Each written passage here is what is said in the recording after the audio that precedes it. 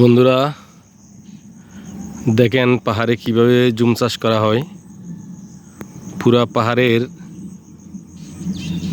ঘাস আগাছা গাছ যেগুলো আছে সব গাছগুলো আগে কেটে ফেলা হয়, একদম পরিষ্কার করার পরে তারপর ওখানে বিভিন্ন ধরনের ধান থেকে শুরু করে সব ধরনের চাষ ওনারা করে পাহাড়িরা। এটা যে জুম চাষ, পাহাড়ের জুম চাষ।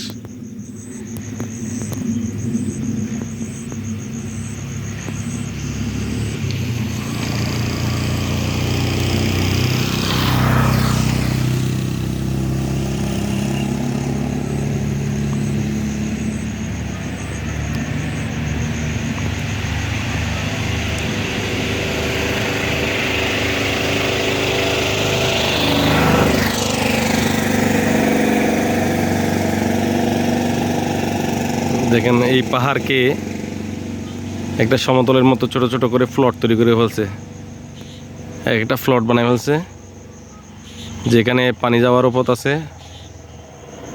সুন্দর করে একটা ফ্লট করে ফেলছে।